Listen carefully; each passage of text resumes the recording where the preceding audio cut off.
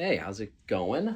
Thanks again for completing the consent over for the videotaping and also the ONET interest profiler ahead of time. That really helps me.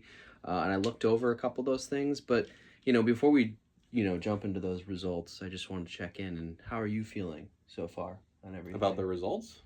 Yeah, about the results. Just a baseline to see how you're feeling mentally, physically, emotionally. I'm feeling good. I thought the results were a little interesting. There was a lot more medical field things in there than I was expecting. Yeah, that's always surprising when you have a test like that and then you get differing results. Do you remember taking something like that when you were like in high school or middle school or anything like that? Ooh, honestly, I don't personally know. I do not remember taking a test like that. Nice. First time. That's first time. Wow, that's pretty crazy. I feel like I took one in elementary school, but not every schools do it. So, but yeah, again, Maybe I did. I probably did. But anyway. Yeah. Yes. Yeah. Anyways, I appreciate you taking the time to complete that assessment. We're gonna review those results together today, and then we're gonna talk about like kind of the things that stood out to you, and explore how this might, connect to your career path. Wait a minute. Make sure something. So fun. So real quickly though, can you give me a rundown of what your current career is and your job title? Yeah, sure. I work as a mechanical engineer too at Generac under the engine team. So we work on small and large gas units that our company makes ourselves. So we also do purchase diesel engines and convert them into generators, but that's a whole nother section. I've been there for a little over 4 years now under the same role, and I do really enjoy it. It's challenging. I get to deal with a lot of real world problems that come up, whether that be warranty or through testing. So it's all design related. I don't know if I said that already, but Awesome. Usually these kind of assessments are for people who are maybe looking to make a big change in their career, or maybe they want to expand their certifications or something, or maybe even consider going back to school. So, we're just going to talk about how maybe those results today aligned with, your current role, with your interests, and maybe what future direction might look like, and make sense for you. So, in the ONET interest profiler, your top three results were realistic, investigative, and social, in that order. That's actually a pretty strong match for your mechanical engineering. Mechanical engineering tends to align with the investigative and the realistic interests. So with skills like problem solving and analyzing systems. But does your day-to-day work at Generac feel kind of aligned with that hands-on and problem solving side? yeah, it's pretty much all I do. Mm-hmm. How would you Either solving problems that are happening with our units or trying to make sure they don't happen. So yeah, your highest. Let's go back to that realistic. So your highest area was realistic, which kind of suggests that you enjoy like some tangible, hands-on, practical work. In your current role, do you feel like you were close enough to a physical product or application? Yeah. So I work hand in hand with the technicians in the back. Not necessarily putting any of the engines or the units together, but I'm a part of the teardowns and just trying to figure out why something went wrong or just overseeing their teardowns in general. I've put together a few units on my own, but nothing major. Do you think that your role feels more desk-based than you'd prefer? I don't know about anymore. It was definitely something to get used to, but it's definitely heavily desk based. I'm probably there 85-90% of the time. Mm. Do you think you would enjoy being more involved in like testing or field work or prototyping in those manufacturing environments? Not necessarily, because the team that I'm on is split up into development and then design, Mm-hmm. and I get to watch a lot of the development guys work, and they really just scrub data, and Okay. that doesn't really seem too interesting to me personally. So I'm pretty happy with where I'm at with the CAD design. Nice. That's a really good feeling too, to feel, content where you're at. Yeah. So for the investigative side that you had, investigative being your like second work area really reinforces that analytical side of your work. Figuring out how things work and solving complex problems. Do you feel intellectually challenged in your current role? Yeah. Mm-hmm. There's a lot of different kinds of problems that always keep you on your toes. Are there like technical areas within engineering you'd like to go deeper into, maybe like R&D or advanced design? I know that there's the FEA analysis guys are very highly regarded, and I've done a little bit of that. But they're pretty much dedicated to it, and I'd like to just dabble in it. But there's a lot I can learn, and probably will be learning in the near future because we're putting an emphasis on it. So Okay. that'd be So one thing. that's an area that, you're gonna potentially, even if you didn't want to go into it more, you're gonna probably have to. I watch them do it all day, and I just don't.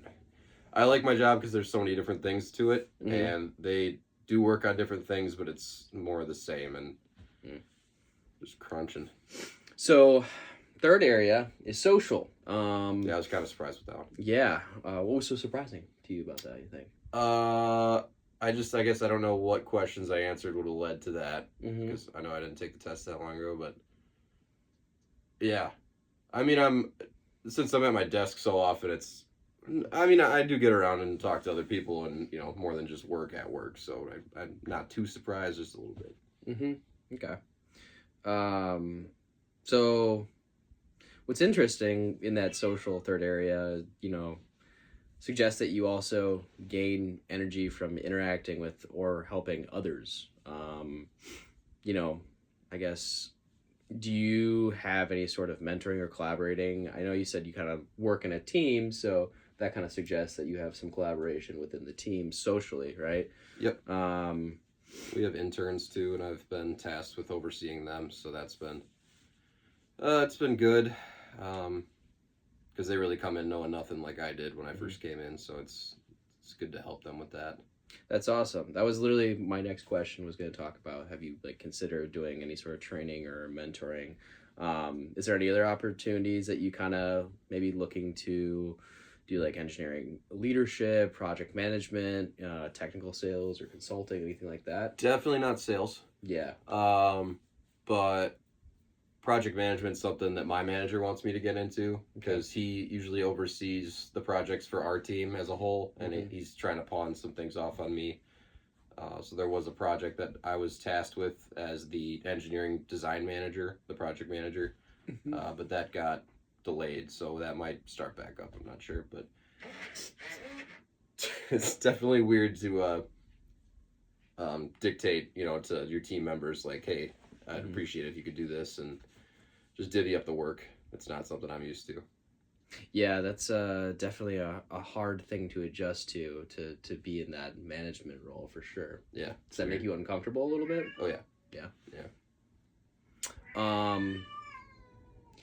So for my next question, if you can imagine yourself 5 to 10 years from now, what do you think success looks like for you?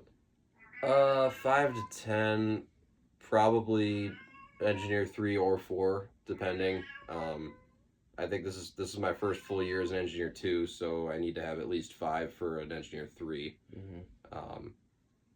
Seems like I'm on a decent track for that. I don't know if I want to manage people at this point, because I don't want to fire anybody. That's really the big thing. And then it's really dependent, some teams, if you were to manage them, are so much easier with the people, but if you have even like one guy on there, that would just Just managing people, I don't know. I'm not sold on that yet. I'm really just Mm-hmm. sticking forward with getting the basics and Totally. building my engineering toolbox. Yeah, for sure. I guess, you know, as somebody who's not really that familiar with engineering, what's like the differences between 2, 3, and 4? Um, it's really kind of what we've talked about. You Yeah. know, comfort with like being able to help other people and oversee them.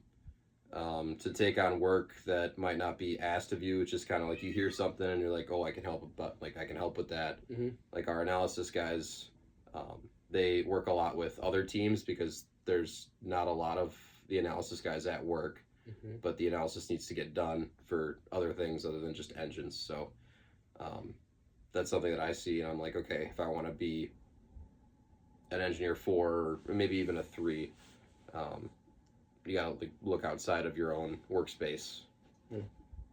Okay. Be a glutton for punishment. Yeah. I get it. Just more reach, kind of. Yeah. Um, so, do you feel that, you know, there's any parts of your job that feel misaligned with like maybe your interests or your original interests that you had when you were going through school? By the time I got done with school, I was convinced that I'd never wanted to be an engineer. So, I mean, the whole job has kind of shown me that I can do it, which has been refreshing. Mm-hmm. Just because those last few classes, I was just thinking to myself, if I have to do this for the rest of my life, I'm gonna be so unhappy. Mm-hmm. But I wouldn't say misaligned. I guess I don't know exactly what would be perfect for me. I mean, perfect's kind of a loaded word, but Mm-hmm. in terms of engines, you know, we like cars, so that's pretty much in line with that. I stressed that in my interview. You know, working at Heiser, Mm-hmm. doing minor maintenance on vehicles because I was a lube tech. That's kind of an interesting point, though. You know, is there any skills that you think that you picked up outside of the school space, your education, that really helped towards this career? Just working on my car, or you know, kind of working with the techs at Heiser. I didn't get too much information from them because they kind of like to be left alone. Mm-hmm. But yeah, that was all good exposure that will help me get the job, and yeah. For sure. Um, so, you know, based on your RIS profile too, so that was that, you know, the your realistic, your investigative and social. Let's talk a little bit about, you know, current career stage, maybe some possible directions and stuff. I know you said you're comfortable with it, but potentially, you know, maybe looking to go more in your engineering, you know, to engineering 3 or 4, right? Okay. But, you know, some possible directions, you know, maybe doing some sort of advanced technical specialization, maybe even an engineering leadership track. I know you kind of said you're doing some of that now, right? These are all things, you know, cross-functional innovation roles, product development strategy, maybe even field engineering, graduate education. Do you have your graduate degree? No. No. No.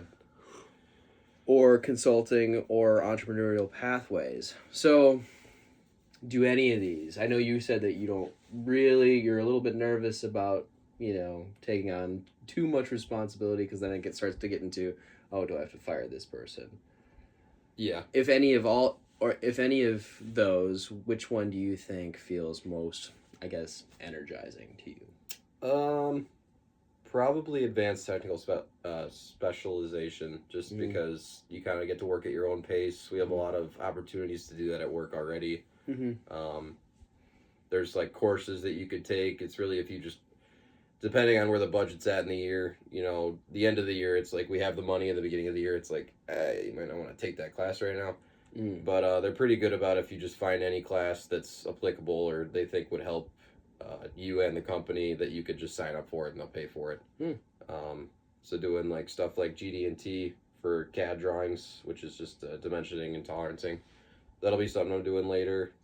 As a group, I was going to do it individually, but they decided that everybody should take the class too. Maybe some FEA analysis. I've done a couple of classes in that in the past, but I could look into that more.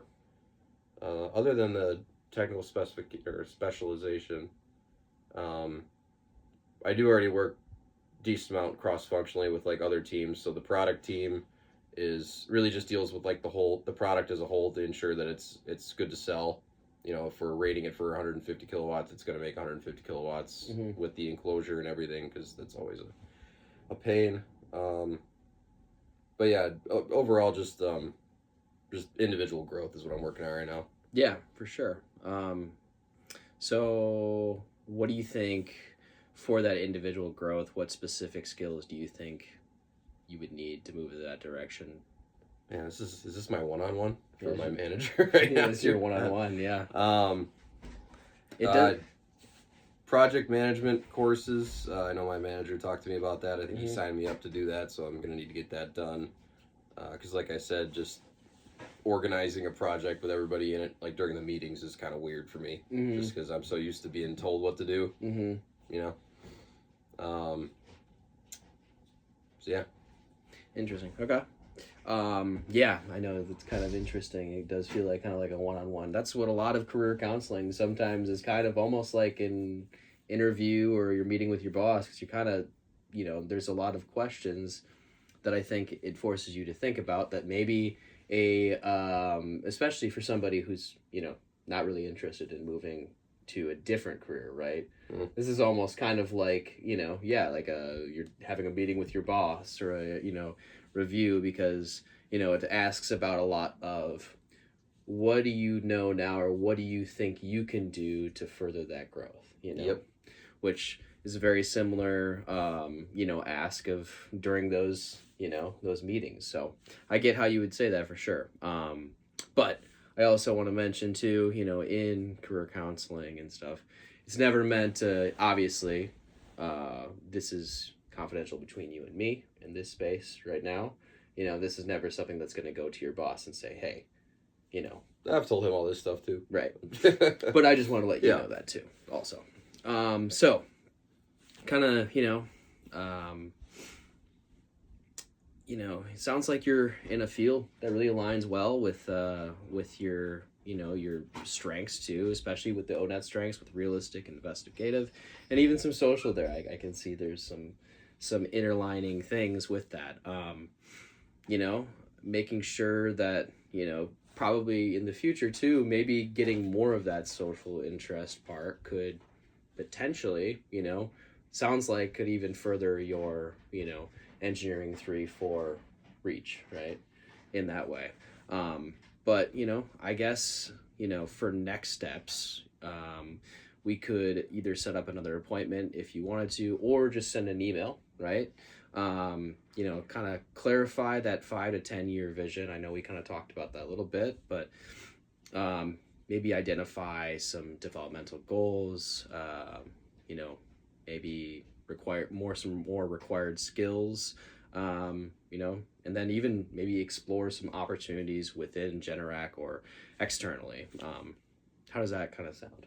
Sounds good. Nice. So, yeah, thank you so much, though. I appreciate you meeting with me today, and, you know, sounds like you have really a lot of great growth for your future. So, you know, keep looking up, and we'll talk about this again at some point. Sounds good, Mr. Crouch. Thank you, Mr. Tate. Appreciate it.